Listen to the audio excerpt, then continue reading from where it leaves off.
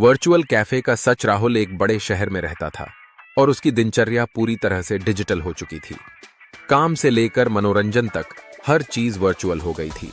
यहां तक कि वह अपने दोस्तों से भी ज्यादातर वर्चुअल कैफे में मिलते थे, जो एक ऑनलाइन प्लेटफॉर्म था। इसमें सब कुछ वास्तविक कैफे जैसा दिखता था, लेकिन लोग अपने अपने घरों में बैठकर स्क्रीन के जरिए एक दूसरे से बात करते थे। राहुल को यह बहुत आरामदायक लगता था। न कहीं जाना, न ट्रैफिक का झंझट और न ही समय की कमी। एक दिन राहुल के पुराने दोस्त नीरज, जो किसी छोटे शहर में रहता था, उससे मिलने शहर आया। नीरज बहुत खुश था कि वह राहुल से लंबे समय बाद आमने सामने मिल सकेगा। उसने राहुल को फोन किया और कहा, चल यार, किसी असली कैफे में मिलते हैं, कुछ बातें करेंगे। राहुल ने तुरंत जवाब दिया, क्यों बाहर जाकर परेशान होना, हम वर्चुअल कैफे में मिलते हैं, वहीं आराम से बात कर लेंगे। नीरज ने थोड़ी हैरानी से कहा, वर्चुअल कैफे? मैं तो असल में मिलना चाहता हूं यार। क्या हुआ अगर थोड़ा बाहर जाना पड़ेगा? असली बातचीत में जो मजा है वो स्क्रीन पर कहां? राहुल को यह बात अजीब लगी, लेकिन उसने नीरज की बात मान ली। अगले दिन दोनों शहर के एक पुराने कैफे में मिले। राहुल को थोड़ा अजीब लग रहा था। वह बहुत लंबे समय बाद किसी असली कैफे में बैठा था।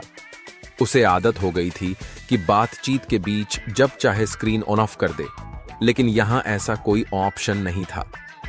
कैफे में बैठते ही नीरज ने राहुल से कहा, देखो, असली मुलाकात का मजा ही अलग होता है। यहां हम एक दूसरे को ठीक से देख सकते हैं, महसूस कर सकते हैं। हर मुस्कान, हर इशारा असली होता है और यह स्क्रीन की ठंडी दुनिया में नहीं मिलता। बातचीत शुरू हुई और धीरे धीरे राहुल को भी वह अनुभव महसूस होने लगा जो उसने लंबे समय से नहीं किया था। नीरज के साथ खुलकर हंसना, सामने बैठकर उसकी आंखों में देखना और बिना किसी डिजिटल फिल्टर के बातें करना उसे एक अलग ही दुनिया का एहसास दे रहा था। यह उसकी वर्चुअल दुनिया से बिल्कुल अलग था। राहुल ने नीरज से कहा, तुम सही कहते थे, इस असली मुलाकात का मजा ही कुछ और है। मैंने तो इतनी आदत डाल ली थी वर्चुअल दुनिया की कि असल दुनिया को ही भूल गया था। यहां हम अपने आसपास के लोगों की भावनाएं सही से समझ सकते हैं और स्क्रीन के पीछे छुपी जिंदगी से बाहर आ सकते हैं।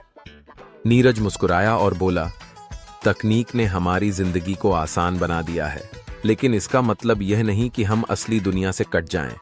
असली रिश्ते और मुलाकातें हमें सच्ची खुशी और संतोष देती हैं। स्क्रीन से झांकने की बजाय कभी कभी हमें बाहर आकर असली दुनिया को भी देखना चाहिए। उस दिन के बाद राहुल ने वर्चुअल कैफे का इस्तेमाल कम कर दिया और अपने दोस्तों के साथ असल मुलाकातों पर ज्यादा ध्यान देना शुरू किया। उसने महसूस किया कि तकनीक जितनी भी उन्नत हो जाए, असली भावनाओं का अनुभव तभी होता है जब हम असल जिंदगी में एक दूसरे से जुड़ते हैं। शिक्षा यह कहानी सिखाती है कि वर्चुअल दुनिया हमें आसानी और आराम दे सकती है, लेकिन असली रिश्तों और मुलाकातों का महत्व कभी खत्म नहीं हो सकता। स्क्रीन के पीछे की दुनिया में भले ही सब कुछ परफेक्ट लगे, लेकिन असली इंसान और उनकी भावनाओं का अनुभव केवल असल मुलाकातों में ही हो सकता है।